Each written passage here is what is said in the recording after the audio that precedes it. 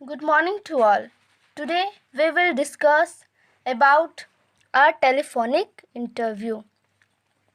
Telephonic interview क्या होता है? जैसे कि हम लोग इंटरव्यू देने जाते हैं तो इंटरव्यूअर इंटरव्यू लेने के बाद भी एक बार वो लोग क्या करता है, इंटरव्यू लेता है with the help of call. ठीक है, फ़ोन के ज़रिए वो लोग इंटरव्यू लेता है. Telephonic interview is a initial interview round of the hiring process.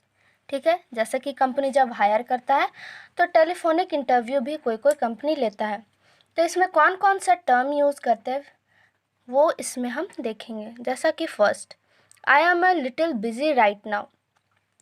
जैसा कि जब इंटरव्यूअर कॉल कर दिया और उस टाइम हम बिज़ी है तो हम लोग कौन सा वर्ड यूज़ करेंगे इसमें देखते हैं. जैसे कि this phase is used when you are busy. जब हम बिजी रहें तो ये वर्ड का यूज़ कर सकते हैं, ये सेंटेंस का यूज़ कर सकते हैं. ओके, जैसा कि एग्जांपल देखते हैं.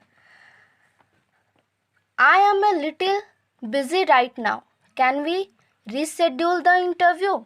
ऐसा सेंटेंस हम लोग यूज़ कर सकते हैं. ओके, सेकेंड है I am sorry I will not be able to join. जैसा कि when you are unable to join work on the day that the interviewer suggests. जैसा कि इंटरव्यू से बोल रहा है कि ऐसे टाइम पे जिसमें हम कंफर्टेबल नहीं है, उस टाइम हमको काम है, दूसरे वीक में ज्वाइन करना चाहते हैं, तो उस समय हम लोग ऐसा सेंटेंस यूज़ करेंगे, I am sorry I will not be able to join. Okay, next देखते हैं. Third, I am looking forward to your call. ठीक है, used when the interview is pre-scheduled.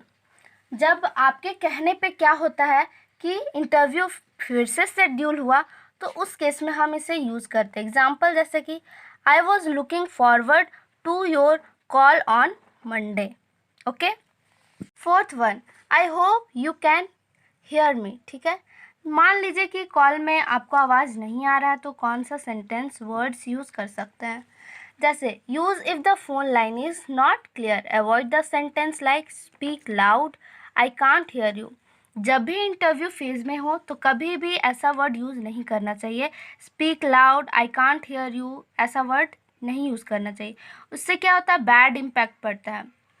Example के लिए, I am at a place where the network is disturbed, I hope you are hear me. ठीक है, मैं ऐसे जगह पे हूँ जहाँ नेटवर्क सही नहीं है, तो I hope you can hear me, ऐसा सेंटेंस यूज़ कर सकते हैं. Fifth one, when am I likely to hear from you. क्या है, used while hanging up when interviewer has not specified when he is going to call you back. ये sentence का कब use करते हैं हम, जब फ़ोन कट होता है और उससे हम लोग को क्लियर नहीं होता है कि हाँ वो मुझे हायर कर रहा है या नहीं कर रहा है, तो उस केस में हम लोग यूज़ करते हैं when am I like to hear from you. ठीक है, तो ये सब वर्ड्स है जो क्या होता है, किस में यूज़ होता है, during telephonic interview. Okay, now we move next topic, accepting a job offer. अगर मान लीजिए कि हम लोग इंटरव्यू राउंड क्लियर कर लिए तो हम लोग जॉब ऑफ़र के लिए हम लोग ईमेल के थ्रू लेटर कैसे सेंड करते हैं और कैसा कैसा सिचुएशन में कैसा कैसा सेंटेंस यूज़ करते हैं उसमें हम ये देखेंगे. Writing a job acceptance letter when you have received a job offer. Okay, तो first situation, written acceptance of the job offer, meaning a positive response to the employer for the acceptance of the job offer. क्या है इसमें कि letter में हम लोग positive response लिखेंगे, जैसे कि yes I am comfortable in this time, I am easily work in this time. ठीक है, ऐसा सा वर्ड लिख सकते हैं. ठीक है, पॉजिटिव रिस्पॉन्स होना चाहिए. सेकेंड सिचुएशन है the term and conditions of employ, salary, benefit, etc.